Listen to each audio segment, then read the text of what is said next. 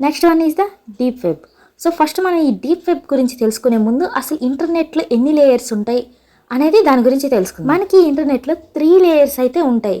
ఒకటి surface web, ఇంకొకటి deep web, ఇంకొకటి డార్క్ వెబ్. సో ఈ 3 గురించి మనం ఇవాళ అయితే నేర్చుకోబోతున్నాం. అందులో ఫస్ట్ వన్ వచ్చేసి ఏంటంటే సర్ఫేస్ వెబ్. ఇంటర్నెట్ అనేది మనం అనుకున్న దానికన్నా చాలా పెద్ద వరల్డ్. మనం డైలీ యూజ్ చేసే గూగుల్, యూట్యూబ్, ఇన్స్టాగ్రామ్ లాంటి వెబ్సైట్స్ మొత్తం కలిపి టోటల్గా ఇంటర్నెట్లో జస్ట్ 5-10% మాత్రమే ఉంటాయి. దాన్నే మనం సర్ఫేస్ వెబ్ అంటాం. ఇది పబ్లిక్గా కూడా ఉంటుంది. సెర్చ్ ఇంజిన్స్లో ఈజీగా కూడా కనిపిస్తుంది. లైక్ ఏంటంటే మనం క్రోమ్ ఓపెన్ చేసి ఏ సైట్ మీద క్లిక్ చేసినా, అదర్ యూట్యూబ్కి వెళ్ళినా, ఇన్స్టాగ్రామ్కి వెళ్ళినా ఇవన్నీ మనం చూడగలుగుతున్నాం. సో అక్కడ మనం యాక్టివిటీస్ కూడా చేయగలుగుతున్నాం. దీన్నే మనం ఏమంటాము అంటే సర్ఫేస్ వెబ్ అంటాం. లైక్ మనం గూగుల్ ఓపెన్ చేసి ఏదైనా ఫైల్ కావాలన్నా ఫైల్ని డౌన్లోడ్ చేసుకోవచ్చు, లేదనుకుంటే మూవీస్ కావాలన్నా మూవీస్, లేదా ఇంకా ఎక్స్ట్రా సాంగ్స్ ఇట్లాంటివి ఏవి కావాలన్నా మనం డౌన్లోడ్ చేసుకోగలం అండ్ దాన్ని మనం చూడగలుగుతాం కూడా. సో దీన్ని మనం సర్ఫేస్ వెబ్ అంటాం. ఇది ఐస్బర్గ్ మీద కనిపించే చిన్న పార్ట్ మాత్రమే. రియల్ సైజ్ ఎక్కడ ఉండిద్ది అంటే వాటర్ కింద. టోటల్ ఇంటర్నెట్లో అప్రాక్సిమేట్లీ 90% పార్ట్ మొత్తం ఈ డీప్ వెబ్ మాత్రమే. ఇది సర్చ్ ఇంజిన్స్కి కనిపించదు, కానీ అలాగని ఇల్లీగల్ కూడా కాదు. మన bank accounts, personal details, Gmails, hospital records, government database, college portals అన్నీ కలిపి ఈ డీప్ వెబ్లో ఉంటాయి. ప్రైవసీ అండ్ సెక్యూరిటీ కోసం లాక్ చేసిన ఇన్ఫర్మేషన్ మొత్తం ఇక్కడే ఉంటుంది. సో మనం డైలీ లైఫ్లో యూజ్ చేసే most important data actually deep వెబ్లో మాత్రమే ఉంటుంది. సో ఈ డీప్ వెబ్ని ఎలా యాక్సెస్ చేయాలి అంటే దానికి ఒక మెథడ్ ఉండిద్ది అనమాట. సో అదైతే మనమైతే ఇల్లీగల్ కంటెంట్ అనేది ప్రొవైడ్ చేయకూడదు. బట్ ఏంటంటే డీప్ వెబ్ గురించి తెలుసుకోవాలి కాబట్టి నేను మీకు చెప్తున్నాను.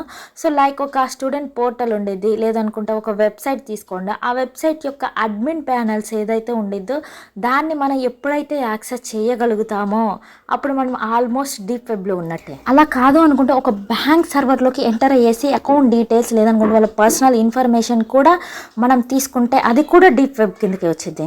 దీన్ని ఒక రకంగా చెప్పాలంటే హ్యాక్ చేసి మనం వాళ్ళ క్రెడెన్షియల్ లాగిన్స్, వాళ్ళ డేటాబేస్ మొత్తం చూస్తున్నాం. ఫర్దర్గా మనం ఆ యాక్సెస్ మొత్తం తీసుకుంటున్నాం. ఎగ్జాంపుల్కి ఒక చిన్న ఎగ్జాంపుల్ చెప్తా. ఇప్పుడు నాది మన వెబ్సైట్ ఏదైతే ఉందో hackserver.in అనేసి. సో ఇక్కడ నేను గూగుల్లో సెర్చ్ చేస్తున్నా hackserver.in అని టచ్ చేయగానే మనకేంటి వెబ్సైట్ అనేది ఓపెన్ అయిపోతుంది. సో ఇక్కడ నేను పిక్స్ని చూడగలను, ఉన్న టెక్స్ట్ని చూడగలను, లేదు అనుకుంటే అదర్ హోమ్ పేజ్ నుంచి వేరే పేజ్కి వెళ్ళొచ్చు. దీన్ని ఏమంటామంటే సర్ఫేస్ వెబ్ అంటాం.